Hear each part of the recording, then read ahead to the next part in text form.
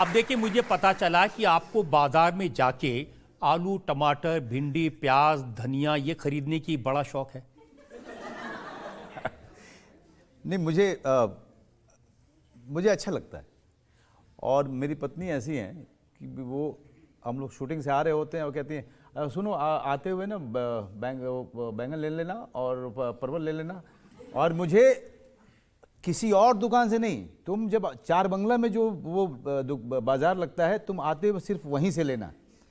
आजकल सब्जी वाले क्या करते हैं, मेरी खिड़की के पास चले आते हैं, ना ना भैया अंदर बैठो, भैया भैया क्या क्या चाहिए। मैंने कहा अच्छा 2 किलो आलू, 2 किलो टमाटर, आधा किलो परवल, ये करो। मैंने कहा ठीक है, मैं बाहर नहीं नहीं आप बैठिए अंदर, बाहर में भीड़ लग जाएगा सर। आजकल वो गाड़ी से निकलने नहीं देते हैं। लेकिन अगर अपने घर का काम नहीं करे आदमी, तो कौन करेगा, है कि नहीं? आपको ये भी शौक है कि सुबह सुबह किचन में जाके बर्तन धोते हैं?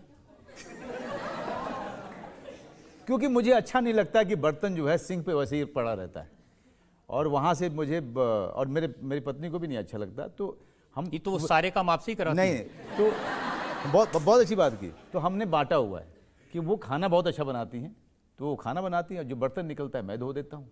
और खाना बना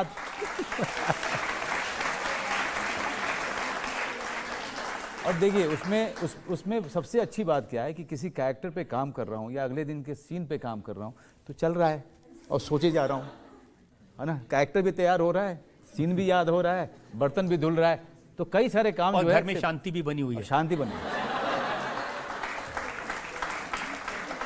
आजकल एक नया शौक आपने पाला है, पैसा कमाने का। ये नया जुनून है। कैसे सर, बताइए। देखिए, आपने कहा कि 10 साल में 50 फिल्में करना चाहता हूँ, 40 दिन में हर बार नया प्रोजेक्ट करूंगा, अब मुझे पैसे कमाने। आप तो बहुत दिन हो गए भूखमरी के।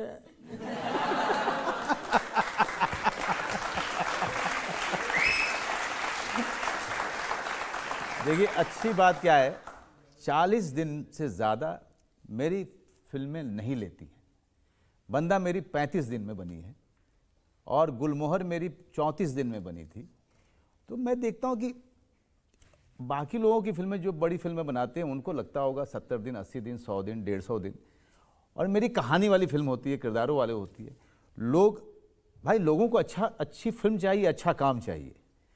तो कोई 100 दिन में ठीक ठाक पैसे कमाता है, मैं 40 दिन में ठीक ठाक कमा लेता हूँ, मेरी जिंदगी चल जाती है। भाई, आपकी फिल्म का डायलॉग है जी, अगर पैसा कम हो तो पेट नहीं भरता, पैसा ज्यादा हो तो दिल नहीं भरता। हाँ, पैसा ज़्यादा तो कितना ज़्यादा पता नहीं, उसका तो कोई डेफिनेशन नहीं है, लेकिन हाँ कम का ज़रूर डेफिनेशन है।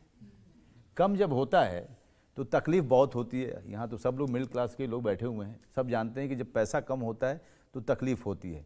लेकिन पैसा उतना होना चाहिए कि आपकी ज़िंदगी आराम से कट जाए, जिस होटल में जाके खाना चाहें खा पाएँ, जिस टैक्सी को में बैठना चाहें बैठ सकें, और जो ज़िंदगी में जहाँ से इलाज कराना चाहते हैं इलाज करा पाएँ, हो गया। लेकिन एक ज़माना था आप दोस्तों के लिए मुफ्त में काम कर देते थे, फ्री में फिल्में करते थे। जी बिल्कुल सही कह रहे हैं आप। बहुत सारी फिल्में मैंने फ्री में किया है, बहुत सारी फिल्में, उनका नाम लेना उचित नहीं होगा। जुबैदा, फिजा, मैं नाम हाँ जी, पर बजट ही नहीं होते थे उस समय में। अब जैसे मैंने बागी 2 की थी अहमद खान के लिए।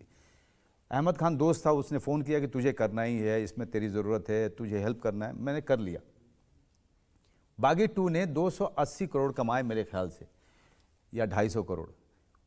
टाइगर श्रॉफ को तो फ़ायदा हुआ क्योंकि वो हीरो था, मैं उसमें नेगेटिव रोल में था, तो मुझे भी बहुत फ़ायदा हुआ। फिर मुझे अपनी फिल्म बनाने के लिए बाज़ार ने पैसे दिए, तो मैं बड़ी फिल्म भी इसलिए भी करता हूँ ताकि मुझे वहाँ से स्ट्रेंथ मिले, बाज़ार में आपका भाव बढ़े, ताकि बाज़ार आपकी और फिल्मों में पैसा लगाए। इसलिए मैं कहता हूँ कि 40 दिन से ज़्यादा नहीं लगता।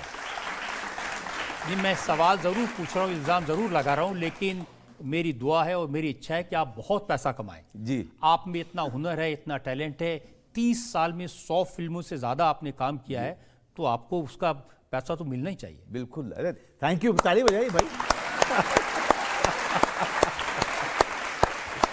एक और शौक है जिसका जिक्र आता है कि आपको डांस करने का शौक है, लेकिन जब से ऋतिक रोशन का डांस देखा आपने उस शौक को छोड़ दिया है। बिल्कुल सही है। मैं डांस वांस करता था, मिथुन चक्रवर्ती साहब थे तब तक जो है हम लोग ऋषि कपूर जी को देख के लगता था कि यार ये थोड़ी मेहनत करूं तो ये कर सकता हूं। हमने जो है हम उसके आसपास भी पहुंच गए थे। लेकिन अचानक एक दिन एक नायक आता है, एक हीरो आता है और वो कुछ ऐसा नाचता है कि उसके बाद हमारे सपने चकनाचूर हो जाते हैं। तो कुछ ऐसा ही मेरे साथ हुआ।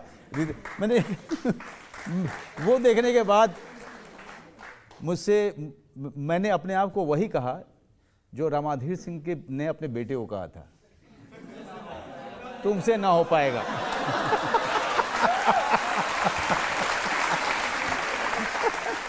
लेकिन आपको तो शाहरुख खान ने बहुत पहले, जब आप साथ में थिएटर करते थे, डांस सिखाने की कोशिश की थी, आपको डिस्को लेके गए थे। नहीं, वो डांस सिखाने के लिए नहीं, उसने क्योंकि ये लोग जा रहे थे, मैं पीछे पीछे टंग गया था। तो ये लोग तो खैर साउथ दिल्ली में रहने वाले लोग थे और मैं था कि ये लोग अच्छी वाली सिगरेट पीते थे और मैं अच्छी वाली बीड़ी पीता था। तो वो हम लोग एक दूसरे को पसंद करते थे। तो ये लोग जा रहे थे मौर्या, वहीं पे था घुंघरू करके डिस्कोथेक हुआ करता था। तब लेके गया मैं, मेरे पास तो चप्पल थे। अब वो डिस्कोथेक वाले ने कहा कि यार ये चप्पल वाले को तो अलाउड नहीं करेंगे हम। तो लॉबी में घूम घूम के शाहरुख और उसके दोस्त जो हैं किसी से जूता उधार मांग रहे थे कि जूता उधार देते तो इस आदमी को लेके। तो एक आदमी मिल भी गया था जिसने जूता उधार दिया था। मेरा चप्पल पहना, वो बाहर रहा, वो कुछ काम कर रहा था उधर। उसका जूता उधार में ले करके मैं अंदर गया था। पहली बार मैंने डिस्कोथेक देखा था और देखा अंधेरा और लाइट चमक रही है, लोग नाच रहे हैं, गा रहे हैं।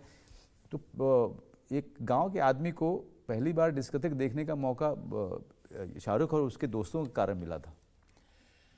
आपका एक डायलॉग है ना सत्या में, मुंबई का किंग कौन। हाँ हाँ। तो आप तो उसका जवाब नहीं दे सके, लेकिन जनता ने जब शाहरुख को देखा तो कहा किंग खान जी। और उसके बाद जनता ने बोला क्या, जो आपने मेरे परिचय में बोला था, OTT का।